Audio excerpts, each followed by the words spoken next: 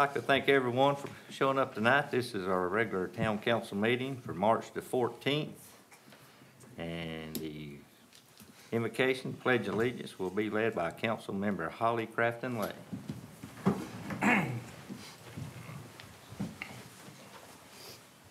Let us pray.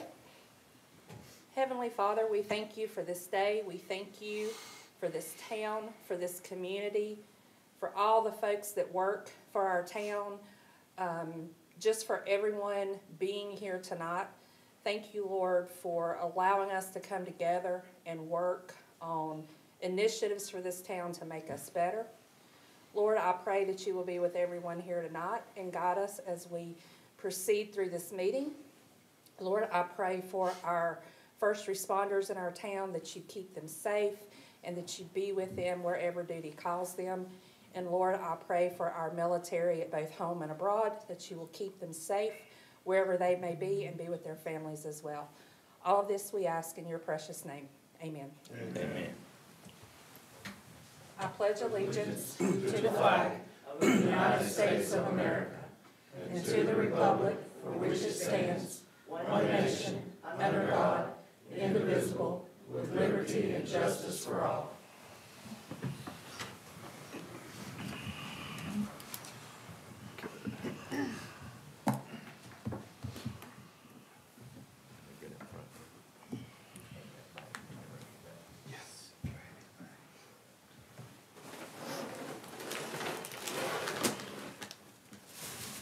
Okay, we got a very special resolution coming up, and I'd ask DJ to step to the front with me.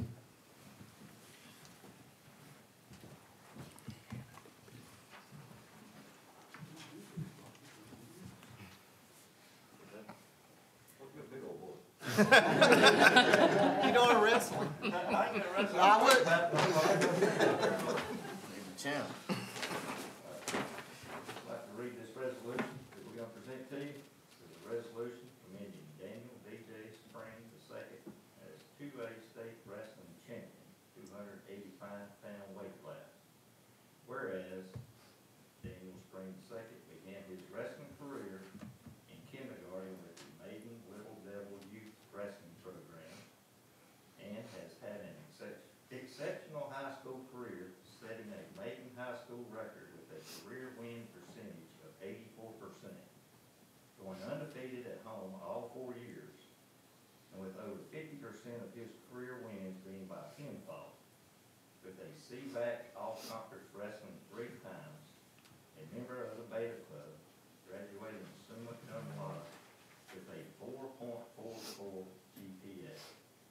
And to become an elite wrestler takes dedication, sacrifice, mental toughness, and countless hours of training, all of which take a tremendous amount of strength, endurance, and determination.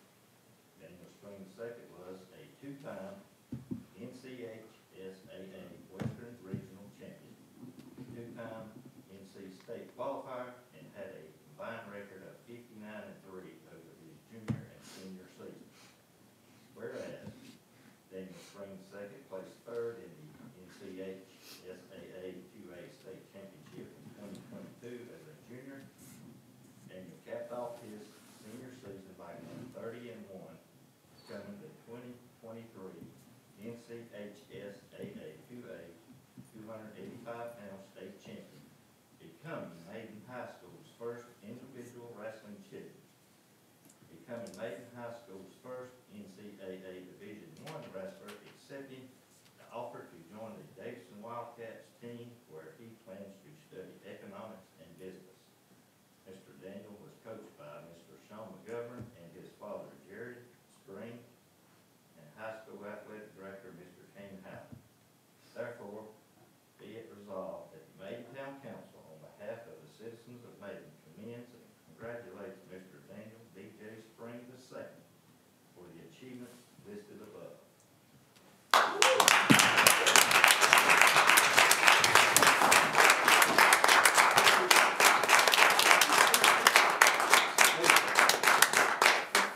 Usually, we donate towards the state championship ring. We heard that that's done been took care of, so we got to do something special. stead.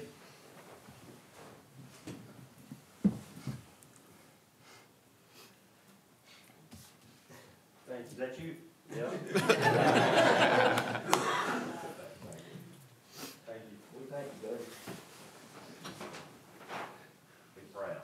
Congratulations.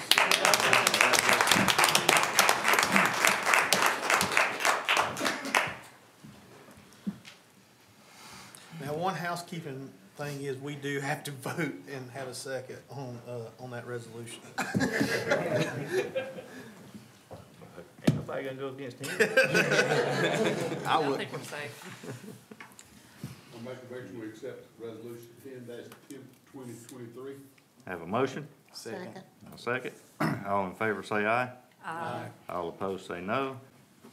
Motion is carried unanimous. Thank y'all. I know y'all got to get back over to the gym, so thank y'all for coming. Thank you. Appreciate it. Okay, you have before you the agenda. Need approval for the agenda. Anything needs to be took off or added? I move we approve the agenda as presented. I have a motion Second. and a second. All in favor say aye. Aye. All opposed say no. Motion is carried unanimous. Approval of regular meeting minutes. Mr. Mayor, I move we approve the regular meeting minutes.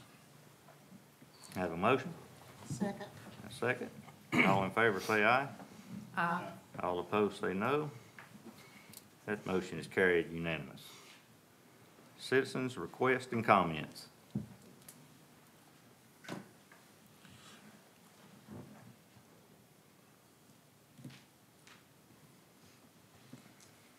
I have two things to say. So one, Sam from the Business Association can't be here. So she just asked me to remind you all about the Maiden mystery egg scavenger hunt type thing. They've done it before. April 1st, 10 to 3. And it's where a lot of businesses downtown and beyond get together and they give out prizes for adults and kids. And then they'll be doing a $300 grand prize Food Line gift card. So I printed out the flyers for y'all, and then you can scan the QR code to see the businesses that will be involved. And then the last day to sign up, if you guys know of a business that wants to be involved, is this Friday. And they can do that on the Facebook page. Thank you. And then the second thing is, I know that a lot of people have been asking if, like citizens, if they could get some of the merch that we've all been having. So Todd, Jess, and I are working on figuring out the best way to do that. But I think we're coming up with a plan where we can sell those during Drive After Fives. Just figuring out with Jess, because there's already someone working up front. So it will work well, but we just got to figure out the best way to do it. So if everything goes according to plan, we will have that ready for the first Drive After 5. And we're just going to start out small and see how it goes, and then we'll add to it if we need to. Okay.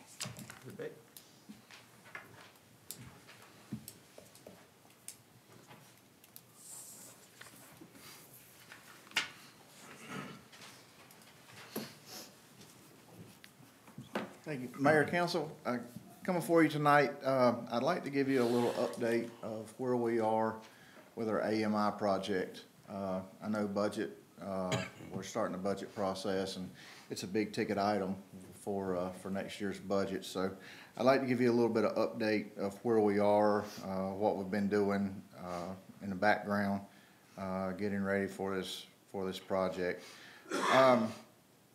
With some internal discussions, we had some wishes and some things that we would like to accomplish with our AMI system.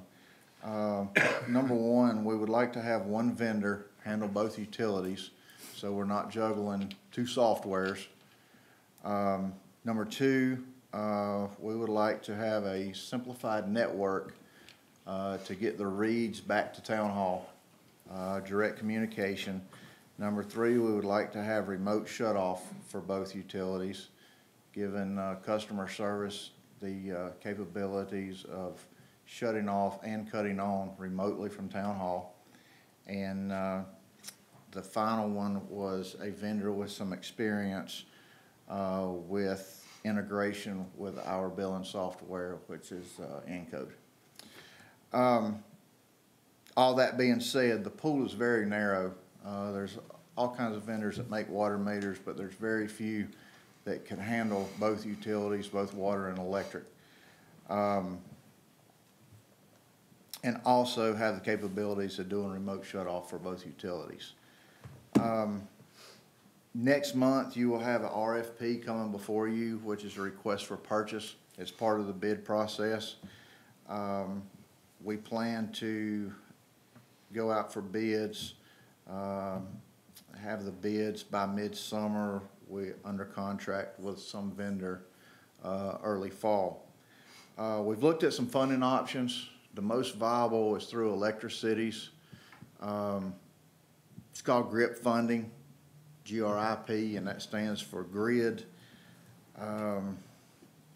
Resilience Innovative Partnership.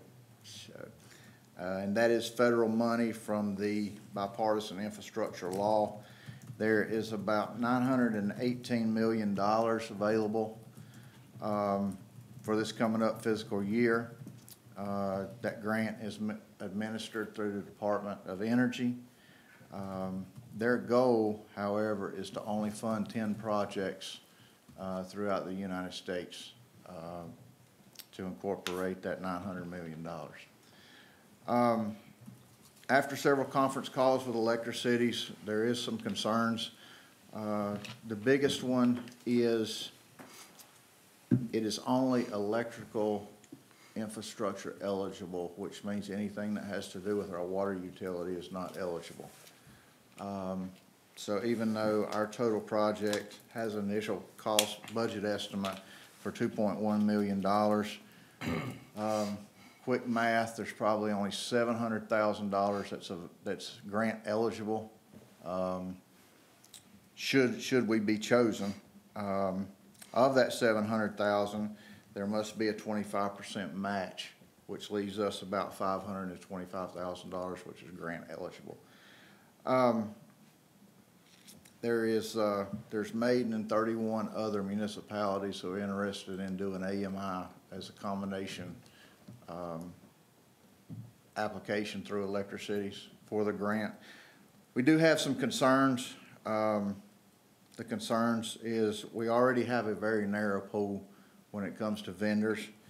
The application process is very intensive. I think I've heard the initial application is almost 100 pages. I think we all know what we're up against when we're dealing with federal money and federal dollars. Other concerns is project delays. The biggest concern to me is contractor requirements. When you're dealing with federal money, your contractors have to meet certain requirements. The biggest that I'm familiar with is Davis-Bacon, which says you have to pay your employee, the contractor has to pay his employees X amount of dollars. There's extensive paperwork that the contractor must complete in order to meet those requirements. There's just a lot of strings attached, and I'm to a point to where I know there's probably $500,000 on the table, but in the long run, is it going to delay the project? Is it going to drive the cost of the project up? And is it even going to further narrow the vendor pool that we're already up against? So it is my suggestion, and I think it's staff's recommendation, that we fund the project in-house and do not apply for the GRIP money. So I'll be able to take questions, and Todd, you can jump in. So whenever. if you remember when we did the last federal grant, we had to do Davis-Bacon, and when we dealt with electrical contractors, which we will be dealing with on this, it drove the price up from the low bidder. The low bidder was, I want to say, somewhere around $100 and some thousand. The high bidder was almost 10 times that, over $1 million. Our fear is if we do this, then we have to do Davis-Bacon, which will drive the price up on the electrical contractors. So even though we would get a grant for $500,000, it will actually cost the town more money in the long run. And it also ties our hand with what vendor we can use. And there's also some unknowns. Will the federal Department of Energy tie any strings to this grant money? Will they require, your electrical system to produce X amount of renewable energy, things like that? So there's a lot of unknowns out there also. When you read the grant, it's really set up for your much larger municipalities, from what we've been able to research. And much larger projects, like I said, they're up front, and they're only gonna fund 10 projects, for a pool of $900 million, so that tells you what kind of projects they're looking for. So, basically, we're bringing this to you tonight, so you know that we are researching funding opportunities, but the most logical one, and the one that's gonna get the most press, is the GRIP, and we just don't think it fits what we're looking for, unfortunately. So we are not giving up, we're gonna still look for other funding options, but I know we all go to conferences, we watch the news, GRIP's gonna be on the news, you're gonna hear about it. I just wanted him to give you an update of where we're at on it. So, not saying we won't apply, but our chances of getting it's probably not very good, and when we do, it might actually cost the project to go up. So, I know we talked about this project before, and I think you had a ballpark figure of what it was, which I know you've gotta go through the whole RFP process, but ballpark, 2.1 million is the budget number okay. for Now, both utilities. also, remember, we change out meters every year, and we change Right. out, so that 2.1 million, don't let it scare you, we spend, There's $75,000 annually. that we spend on meters to begin with, Yeah. so you're talking about doing 20 years worth of funding in 1 year, which is huge, but, it's a revolving number to begin with, so. And we do have money, in our fund balance to pay for it. So it's not like we're borrowing money or doing anything. We do have money in our fund balance set aside for this project. Is this a one-year project, or is it multi-years? Yes, so- Who knows nowadays? I yeah, can't say that. yeah, getting, materials. What we have found, my thing was we was gonna phase it in over 3 or 4 years. We're finding that, that actually costs more money to do it than that approach. And you're running 2 different systems at the same time, which causes, some headache for staff at all levels. So, and it's not just Public Works that's involved. IT's been involved, finance has been involved. This is a multi-department project, so they've all had input, and we're all coming to about the same conclusion. So basically, the 2.1 million over 3 years is 700,000 or whatever over a yearly period, which brings, it doesn't scare you to death, saying 2.1 versus 700,000 over 3 or 4 years. Mm-hmm. So, and this will not be paid for through rate increases, it'll be paid for through money that's been put in capital reserve. Would we be doing any of the work, installation ourselves, or would we strictly on a contract basis with the vendor, It will be turnkey with the vendor. turnkey for the vendor? Yes, sir. Brian, I know you said that the grant funding would come through Electric Cities, but who did you exactly say the grant was through? Department of Energy, Okay, U.S. Department of Energy.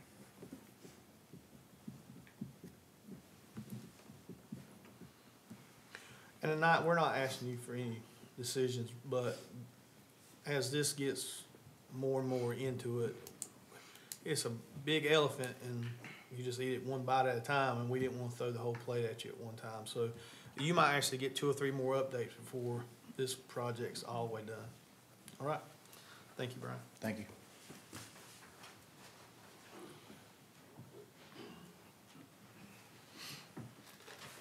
Council, just real quick, some of you may already know this, I think we sent out notification through Todd, but Jamie Fletcher, our captain, woke up one day and decided he had 30 years of credible service and decided it was time to call it quits. So July 1 is his last day. We will bring him forward, present him with some items at a later date, but I would like to recognize Tyler Wisnett, who's been with us for quite a while. He assumed captain position effective March 1st. Todd was gracious enough to allow us to go ahead and make that move. It gives him and Jamie time to coordinate, work together, Tyler to learn from him as much as possible. So just want to let you know, we appreciate Tyler and all the work he does. We've been busy lately, and he's earned every bit of it. So anyway.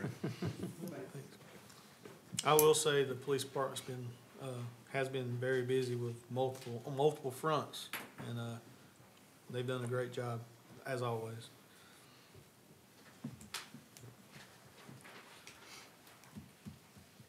Anyone else? Well, another employee note, I was gonna send it out, but since we had a council meeting, Josh McCaslin, who is, streets, what's his exact title? Streets lead, team, streets.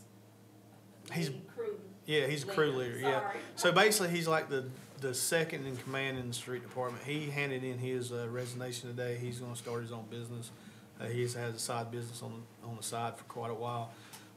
We're starting to advertise for that, as soon as possible. We hope that we've got the customer service position filled as soon as the background comes back. I think this will be our third attempt, so third time's the charm. And then, we'll go from there.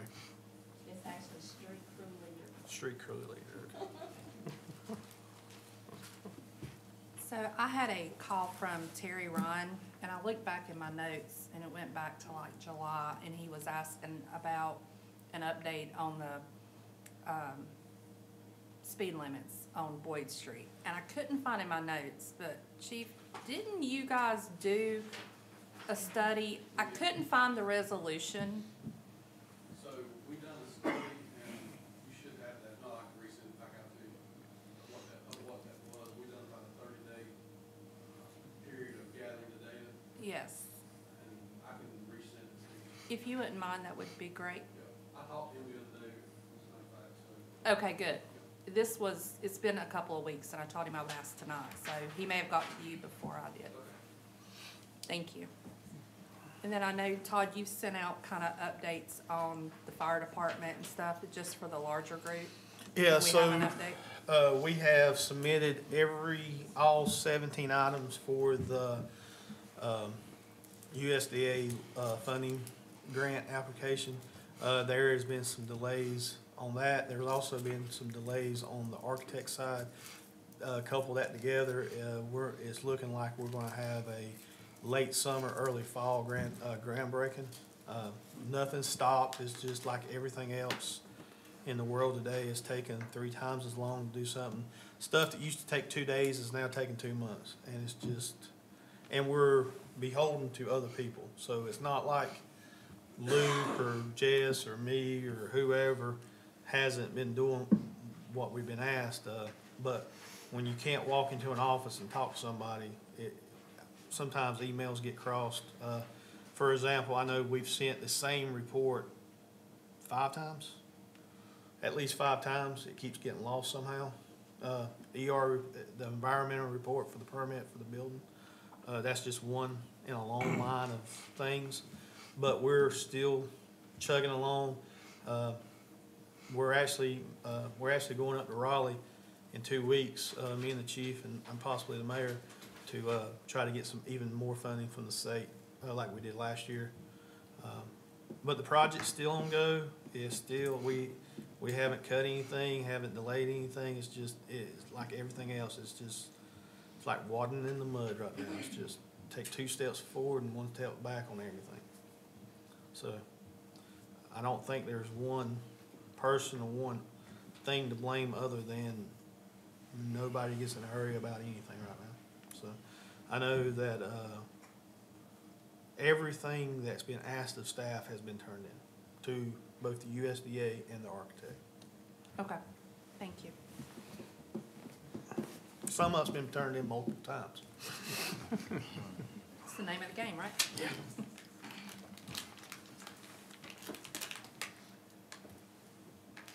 Anyone else? If not, we're gonna move right along. You have before you the consent agenda item, which consists of the finance officer's report.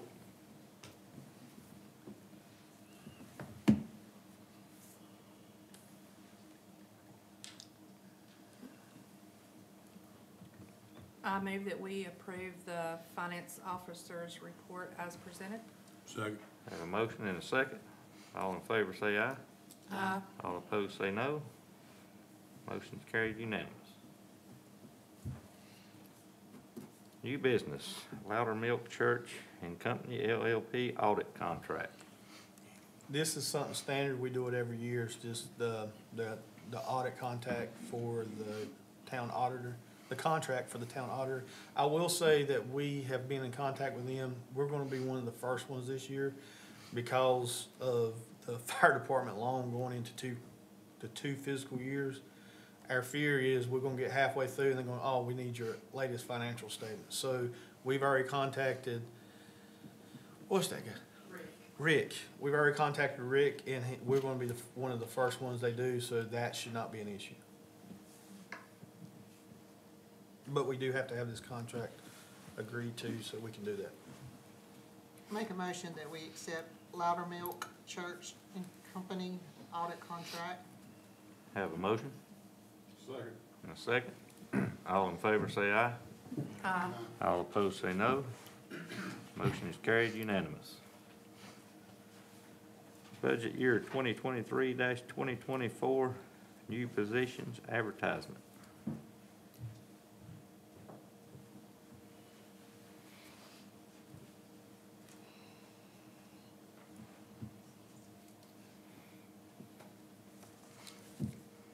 Good evening, Mayor and Council. I come before you this evening proposing for advertising our 23-24 budget season new hire positions prior to July the 1st. My request is in the best interest of the town for hiring in the current labor market, and the early advertising will give me additional time to attract the best candidates for each position. I request that this be taken care of as soon as possible for the fact that the town currently will be advertising for the utility data manager, key accounts representative position, the meter technician position, and the planner position. Lately, it's been taking probably an additional 2 to 3 weeks to fill positions that we having due to the current labor market. And if this request is granted, I will begin advertising for these positions come next week. Yeah. So I think everybody knows the labor market and what we're facing. Those are just the positions that that are new. We also gonna have I believe a police officer and a firefighter, and then the ones that we already have open. So that's a lot to try to recruit at one time. So I think what me and Wanda was talking about it, and she would like to get as many of them out there as possible to give the jump start on it as much as possible. So on top of what she mentioned, it will also be the current jobs that's already open. So, and we have one that's looking at retirement. We've got 2 that's looking at retirement too, so that even adds to it. And that's So in we could have October. Yeah, so we could have as much as 8 or 9 positions open at one time. But all positions have to be approved by council, so if you wouldn't mind, if you agree with this, I would ask that you approve advertising all positions for the 23-24 calendar year, or budget year, excuse me. Make a motion that we go ahead and advertise for all positions budgeted for the 23-24 calendar year at this time. I'll second. Have a motion and a second. All in favor say aye. Aye. All opposed say no. Motion is carried unanimous. Thank you, Council. WPCOG Policy Board Delegates and Alternate. So, when Danny resigned, he was the policy board, delegate. Just through, I don't know the word I wanna use, nutrition or whatever, cessation. Holly was the alternate, so I believe the mayor had asked that Holly be moved up to the delegate and Ronnie be added as the alternate, which has to be done by council, decision. So to make that official, we would need a motion. Make a motion that we accept Holly now as the Western Piedmont Council of Governments delegate, and then Ronnie is our alternate. Have a motion? Second. A second. All in favor say aye. Aye. All opposed say no. Motion is carried unanimous. 509 East Main Street, vacate and close ordinance. Good evening, council. Before you this evening is a vacate and close ordinance. In fall of last year, 509 East Main Street went through the tax foreclosure process and was sold to a new owner. And in that process, we have to begin the minimum housing standards process again. Here with us tonight is Chad Powell, our code enforcement officer, and he'll be able to walk you through what's been done up until this point and what council is deciding on tonight.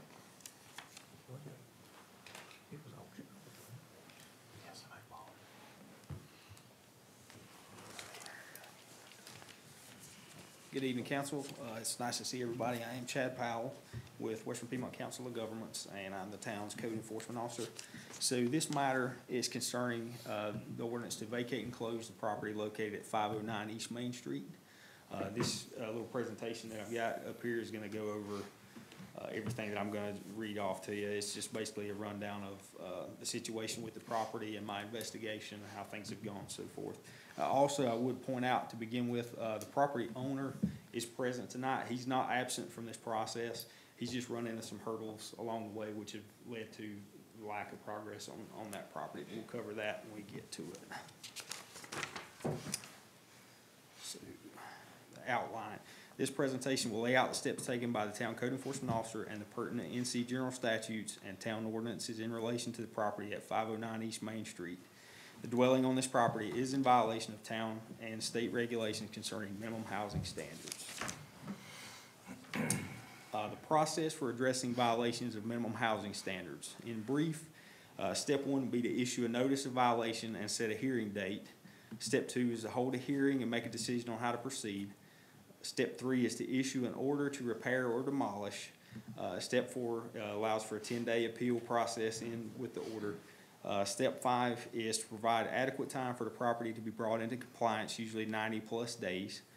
Step six is if the property is not in compliance with the issued order or not showing satisfactory progress toward compliance, the municipality may pass an ordinance ordering the dwelling to be repaired or vacated and closed or demolished by the town and the costs placed as a lien against the property.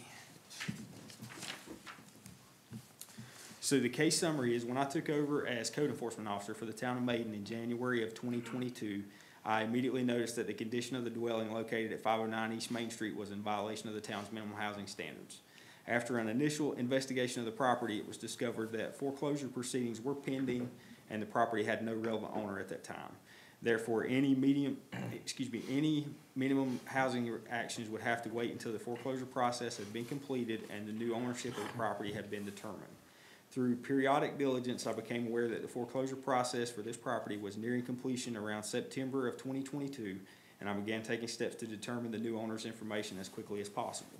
I discovered that Mr. Jason Cox had won the foreclosure bidding process, and I initiated the minimum housing process with Mr. Cox on September the 12th, 2022, by mailing out notices of violation via certified and regular mail in accordance with General Statute 160D-1206. Mr. Cox contacted me by phone on September the 14th, 2022, and he informed me that once he had finalized his purchase of the property, he planned to fully renovate the existing house on the property and retain it as a rental property or resell it. My phone call with Mr. Cox on September the 14th, 2022 served as the minimum housing hearing for this case. I provided Mr. Cox with a deadline extension of 60 days in order to allow him the needed time to finalize his purchase of the property and to take official ownership of the property. I spoke with Mr. Cox again on November the 4th, 2022, and he stated that he had completed the purchase of the property, and he stated that he had construction personnel and structural engineers to look at the property, and they had assured him that the house can be repaired at a reasonable cost instead of being demolished. Due to Mr. Cox's desire to renovate the dwelling, as well as a variety of other factors, including the age and potential historic value of the house, square footage and assessed value, etc., I issued Mr. Cox an order to repair on December the 5th, 2022, which carried a 90-day deadline. The deadline of that order was set for March the 6th, 2023. Mr. Cox contacted me on February the 2nd of 2023, and he stated that he had experienced problems with his contractors canceling, which is why he had not had any work completed on the property over the previous couple of months. As of the date of this meeting, the property remains in violation of the town's minimum housing standards. The next step in the process for minimum housing is authorized under 160D-1203 subsection 4, authorizes the town to require the property to be vacated and closed by ordinance until the necessary repairs are completed. Note, the property had been previously boarded up, so the only action currently required to effectuate this ordinance would be for me to post placards on the property. Therefore, there are no expected costs to be incurred to the town for this action. If the vacate and close ordinance is adopted, it will become unlawful for the property to be utilized for human habitation purposes, i.e. nobody can live there. However, the property owner would still be authorized to complete the renovation work to get the property up to standards. If the property should remain vacated and closed for a period of 1 year pursuant to this ordinance, further actions can then be taken by the town in accordance with 160D-1203 subsection 6 pertaining to the owner's abandonment of intent to repair. If the property should continue to remain unimproved after the 1 year period, that action would likely result in an order to demolish being issued for the dwelling.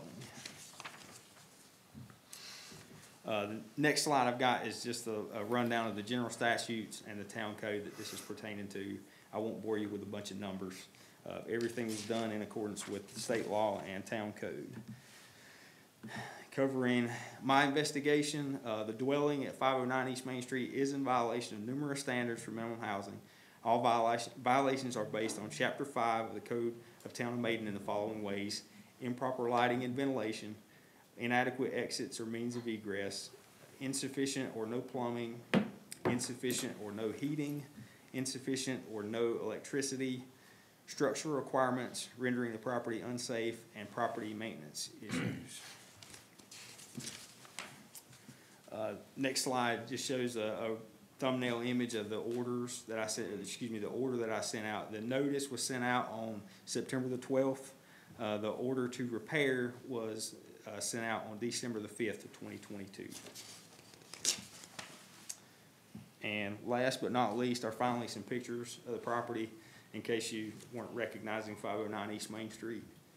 There's some pictures which show the condition. These are not the latest pictures of the property. There have been some improvements to the outside. Some of the shrubs have been cut back, stuff like that. The main primary structural concerns are still present with the property. We still have a hole in the roof. There's still some openings in the foundation and that sort of thing. But this is the general view of with the property that we're talking about and the conditions. So that's all I've got. If anybody has any questions or comments.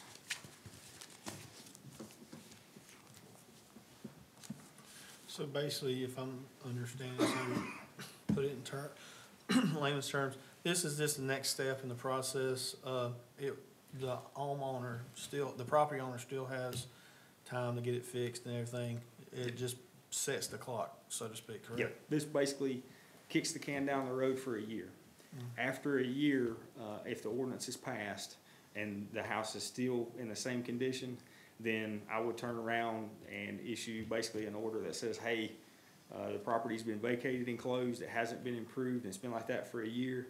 Then the next order would be to tear it down, and we would give him 90 days to tear it down, and then if he fails to tear it down, then the town could act at that time by ordinance to tear it down and put a lien on the property. But the homeowner's intent is still to renovate it. That's my understanding, yes. Yeah, I'm the homeowner now, so basically the situation is a neglected home since actually 2007. Excuse me, sir. Is there any way you can Yeah. stay? We just can't, when we go to do the minutes, we can't hear you. Thank you, Chad. So, yeah, basically situation is the typical foreclosure. This file had been out there since 2017, so it's been, the property's been ignored for a long time, working up to this point.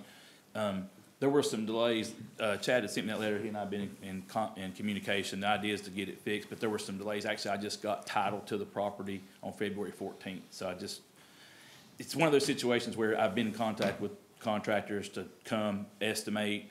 Like Todd said earlier, there's a delay, and you just can't get some of these guys to do what they need. I've actually got, we've cleaned a good bit of the inside of the house out. There's actually materials to sheet the roof and do all that stuff in the house now on premises, just basically waiting for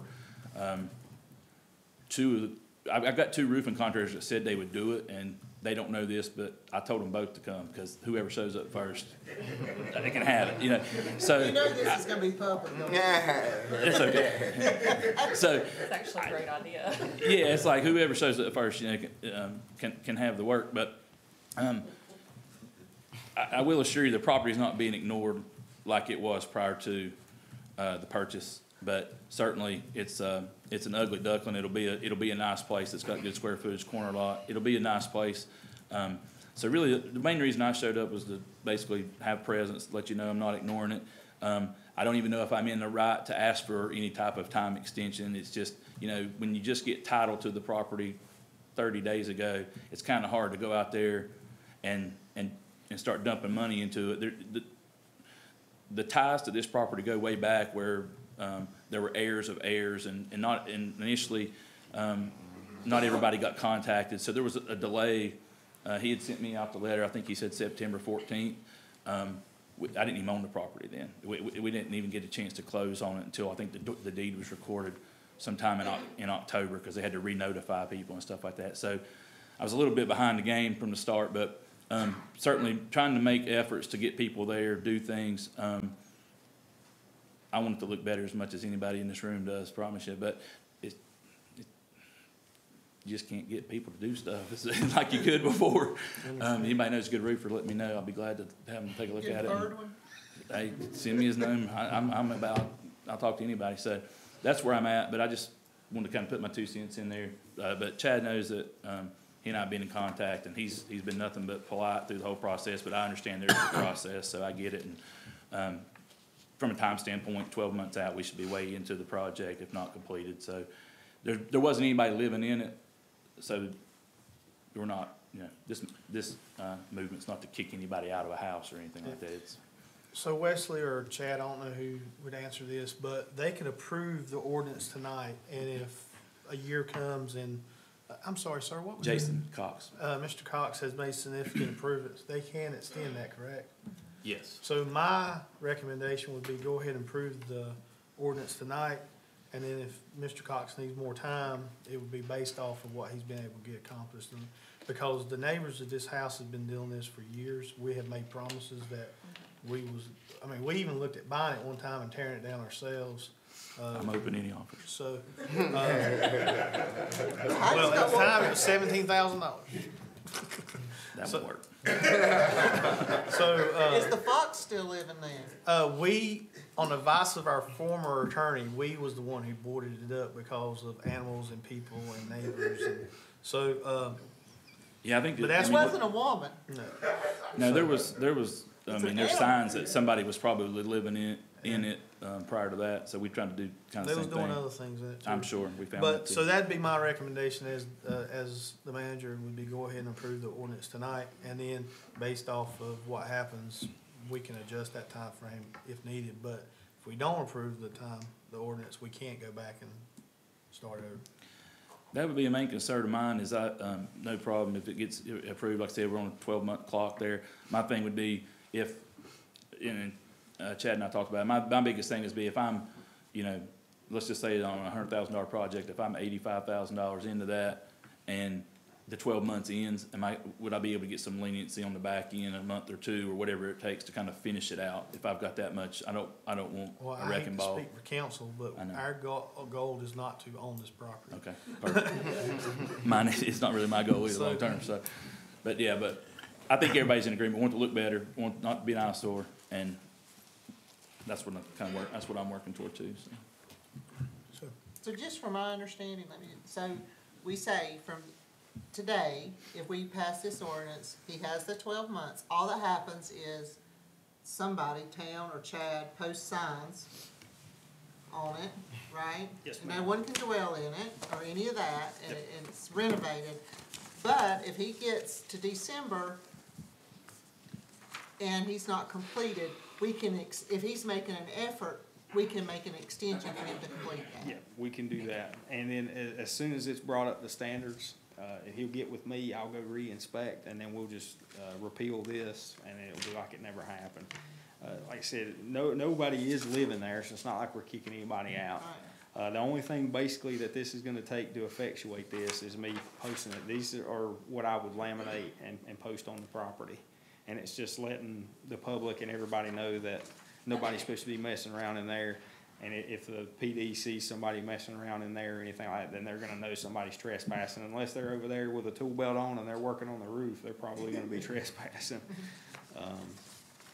But that's all that it would take to effectuate this. There shouldn't be any cost, or not expected to be any cost. No liens will have to be filed or anything like that at this stage. What kind of wording do you have to have in the motion?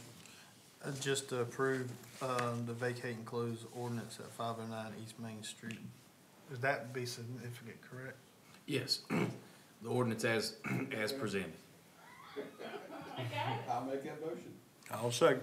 The only thing I would ask is please work on the outside of that house first, so it wouldn't be such an eyesore. Yeah, just to add a couple comments, so, structurally, we'll have to do a few things on the foundation, because it'll need to be lifted and leveled and stuff like that before we go put the roof on, because, just standard. But yes, my main thing right now is temporarily get it to, look a little better and mitigate some of the water damage that's occurring, and then, once we get enough done underneath structurally, then we'll do the outside windows and make it a little. Kind of keep the grass and the shrubs down. Yeah, most of that stuff's gone. I'll have somebody going by here, hopefully to mow and that kind of thing, so, most of the shrubbery and vinage off the side, that one side, all that vinage and stuff's been removed and stuff like that. Good, thank you. Yeah, thank you. You need that motion? Got a motion, got a second. All in favor say aye. Aye. All opposed say no. Motion carried unanimously. Ms. Bob. Next, we have planting tree water plant property. Evening again, council. For this motion, this is for planting, some additional trees on the water plant property. The water plant has been successfully demolished at this point. What staff is recommending, is taking about, an acre and a half, acre and 3/4 down near, Water Plant Road and Providence Mill, and replanting that with trees. Staff has been in contact with the Forestry Service, about getting, seedlings and getting that replanted. We'll have an additional meeting with them soon, but we would like the approval of council to move forward with having some trees as a buffer and a barrier there. We will leave the bottom portion open so that, Public Works can access the dam if we need any work done down, on the dam. Any questions? I could, there it is. You scroll down, there's a map on there, so you can kind of see what he's talking about. So this is a very large site. The top site we're still looking at for a dog park. The bottom site is an area that would be extremely difficult to keep mowed, for a number of different reasons. One of them, it's got a sharp drop off. Another reason is, that's where the building is, underneath the ground. And, it's not the smoothest in the world, so we would probably end up tearing up we'd either have to bush mow it, or there was no way we could get it looking very good without spending a whole lot of money. We also would like to have a little bit of buffer between the wedding venue business and the potential dog park on the top of the hill. So, giving nature a little bit of kickoff and planting some trees and letting it get back to the way it would look like a wooded area, would also keep us in compliant with our own ordinances about mowing. So that would help us out on several different fronts. It's also important to know, and I'm gonna put Brian on the spot because I didn't ask him, but counting contingency, I think we came in about $60,000 below budget on this project. Yes, there's money left over. So, the paying for the trees would be taken out of that. And we're not gonna spend $60,000 on trees. I don't think, are we? No. Yeah. And I know each of the council members has the map to view, but for the purpose of the public, if you've driven by there, it's roughly about where the building was and the water treatment basins down toward the road. Mr. Mayor, I move that we approve the planting tree at the water plant property. Have a motion Second. and a second. All in favor say aye. Aye. All opposed say no. Motion is carried unanimous. Ordinance 13-2023, ordinance to amend the fiscal year 2022-2023 budget water plant dam. I'm just gonna make myself comfortable because I'll be here for a while. The first ordinance before you, number 13, this is one, I'm actually gonna back up. Most of these budget amendments tonight are corrections to ones that I had done incorrectly in the past. I've learned from my mistakes, so we're fixing those. This is to correct the water plant dam fund and put the money in there for the demolition so that we can pay those bills. So let me expand on that. She was going off of notes. No money was transferred into a line item that we cannot reverse. There's no money missing, it was just simply put in the wrong line item. So all these 9 are correcting that. So when you do budgets and when you do finance, there's a revenue and there's expenditure, they just got flopped. So, we fixed that and I will say that, Jess has worked very, very hard in the last 2 weeks to get this straightened out. So, and it's like I told her, when we hired her, we threw her in a deep end of the pool, and if you're not making mistakes, you're not working hard. So, it happens. I'm gonna leave it at that. We're going to tear down the dam. No, This is the demolition for the that's water This is plant. to pay the bill, right? Yes. Yeah, this is the. It was the dam project. Now, this goes back, this is kind of a personal joke between me and Todd. Back, for several years. Well, I will tell you that me and Brian had an engineer and a federal person come and ask, there's money available to tear that dam. I'm like, we're not touching it. We're in compliance. We're not spending another dime on it. So there we go. You cut off your mics at one time because I made a motion one time we tried to, we'd hire somebody to blow it up. Because it has been a nightmare ever since we shut the water plant down. Since the 80s when they called in the Army Corps of National Reserve, Army Corps of Engineers. So I move we approve ordinance 13-2023, an ordinance to amend the fiscal year 22-23 budget water plant dam. Have a motion? Second. And a second. All in favor say aye. Aye. All opposed say no. That motion's carried unanimous. Ordinance 14-2023, ordinance to amend the fiscal year 2022-2023 budget in the Capital Reserve Fund 60. Yes, so this budget amendment is to take money for police vehicles out of their capital reserve line and move it into their capital outlay expense line. They have purchased some new vehicles. Those need to be paid for. I make a motion we accept ordinance 14-2023. Have a motion? Second. Second. All in favor say aye. Aye. All opposed say no. Motion's carried unanimous. I believe in your agenda packet, 15 and 16 are a duplicate. 16 should have been removed. That may have been a mistake on my part. I sent several different versions of this. So 15 and 16 are the same budget amendment. So this is to... Which one y'all go away with? Let's just, if it's okay with council, can we have a motion to remove item 10C from the agenda?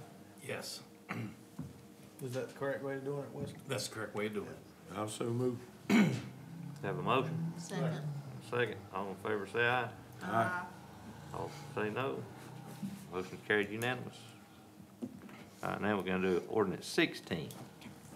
Ordinance to amend the fiscal year 2022-2023 budget in the Capital Reserve Fund 60. Okay. This is, again, this goes back to the Capital Reserve Fund. This is $22,000 that was asked for, I believe in September, for a seating wall project. It was written in letter form. It was not done in a typical budget amendment. I was absent for that meeting. So this is the budget amendment to take that $22,000 from capital reserves, move it to the rec department's expense line so that they can pay for the repairs to the seating wall at the splash pad. When is that supposed to be done? I believe it's already, It should be done by the opening of any day. In a normal year, we would have probably already seen that done. It's been on, file for a month now. I know we're coming close to opening, what, May? That's why I was asking. I was like, it's pushing it. I'll make a motion that we accept ordinance 16/2023, ordinance to amend the 2022-23 budget in capital reserve fund 60. Have a motion? Second. Second. All in favor say aye. Um, All opposed say no. Motion is carried unanimous. Ordinance 17-2023. wasn't kidding when I said I'd be here for a while. Ordinance to amend the 2022-2023 budget in the capital reserve fund 60. But now, this is a good one. This is a good one, and this I did not make a mistake on.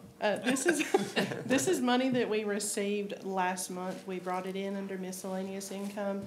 It was a check. I'm not 100% sure. $145,000 for the sale of the land that we own part of to Microsoft up in Conover.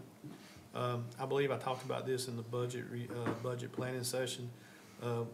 It's going to create a new line item called Maiden Reinvest, and then as things come up, council can use this money to reinvest in Maiden business economic development, either small or large.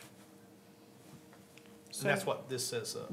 Yeah. So, For the time being, I have set up a equity account to put this money in, and then we can make expense accounts as needed. So this would be for $145,000 to go toward the Maiden Reinvest project and put those funds in capital reserves until they're needed. 5%. yeah. We own the condo. We own 5% of it, yes, sir. All right, I'll move to approve ordinance 17-2023, an ordinance to amend the fiscal year 22-23 budget in the capital reserve fund 60. I have a motion Second. and a second. All in favor say aye. Aye. All opposed say no. Motion is carried unanimous. Ordinance 18-2023, ordinance to amend the fiscal year 2022-2023 budget in the general fund, POW bill. This budget amendment is for some paving and contingency that the street department is needing to complete. We would be moving $65,000 from the POW bill account into their other improvements. And this right here is a direct result of the projects coming in over budget, correct, Brian? Yeah.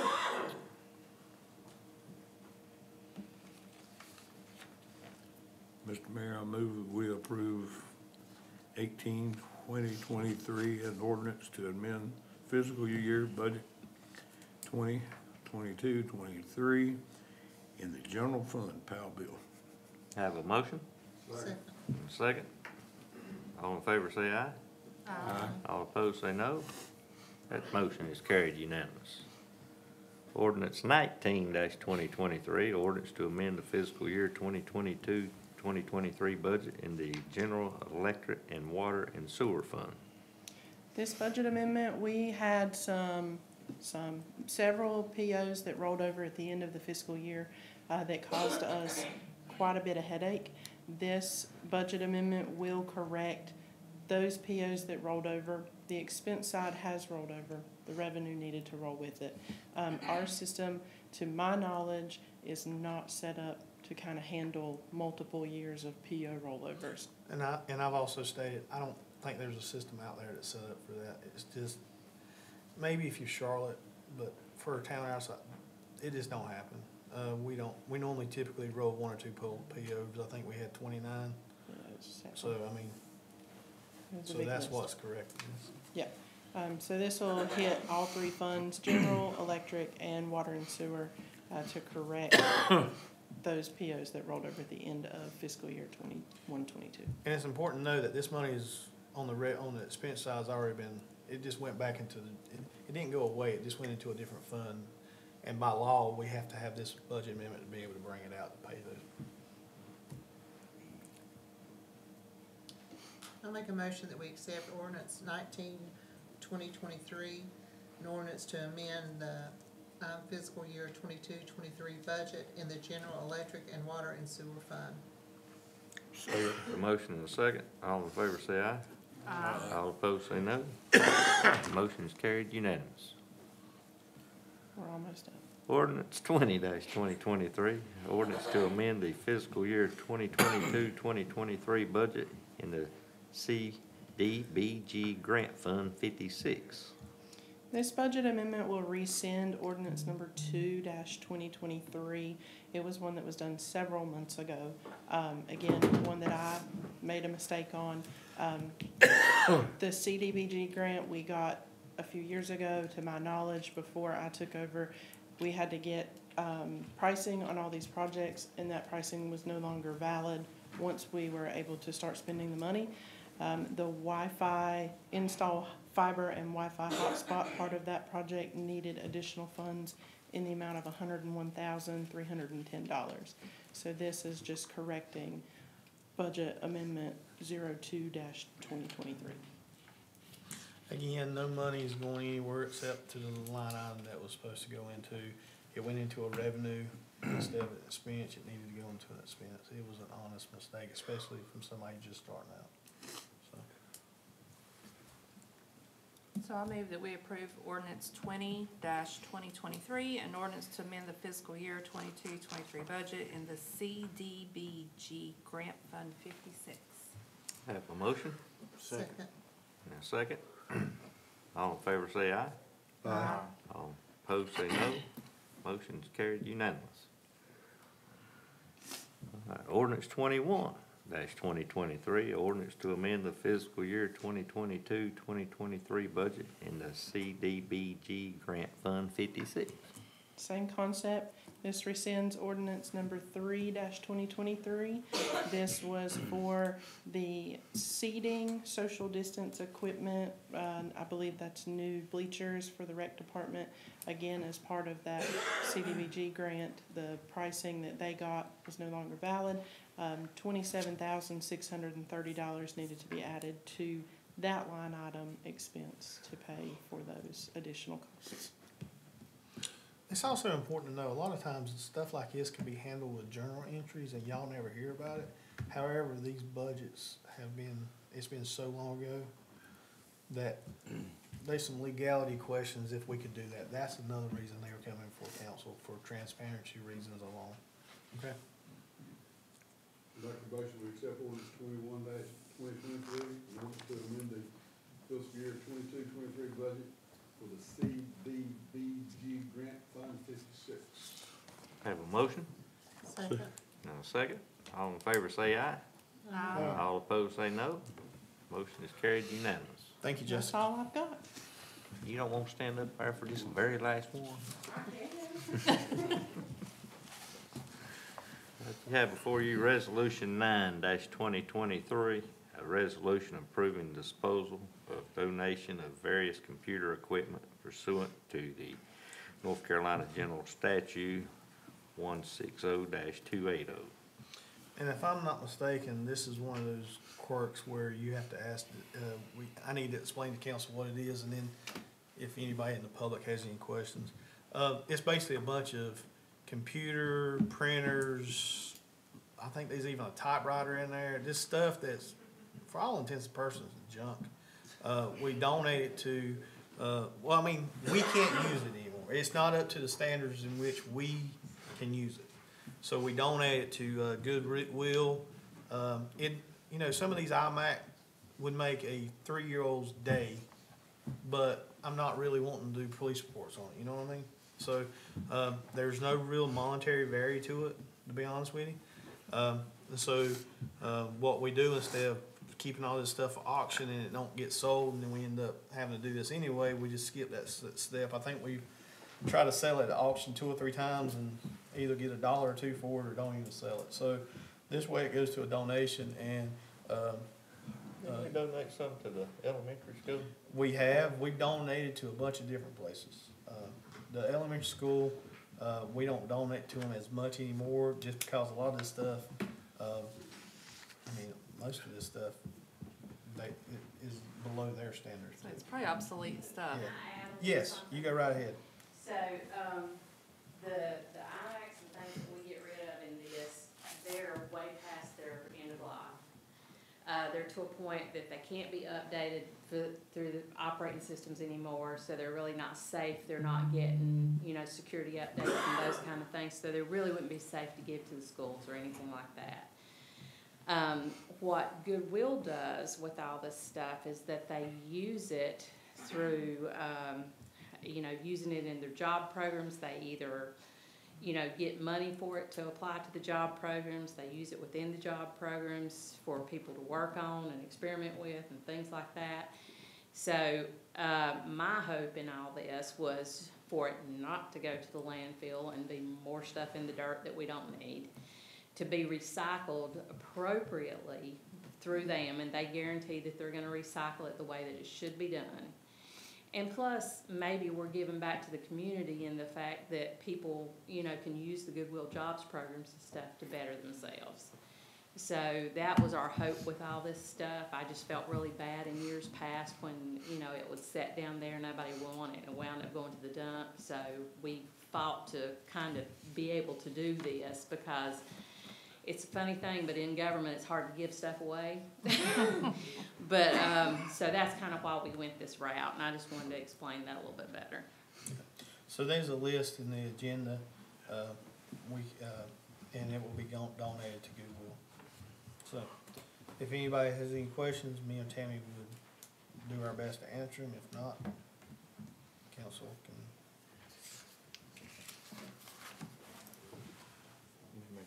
Yep. Make a motion for resolution, 9-2023, a resolution approving disposal of donation of various computer equipment pursues to, I need to read all of them. This pursuant to North Carolina General Statute 160, 28, sorry, it's gotten a little, gets really small right there. 280, excuse me. 16280. Second. Motion and a second. All in favor say aye. Aye. All opposed say no. Motion carried unanimous. I'd ought to prep a bunch of rooms somewhere.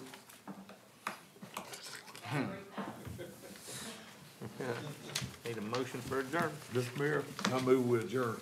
I got a motion Second. and a second. All in favor say aye. Aye. All opposed say no. We are adjourned.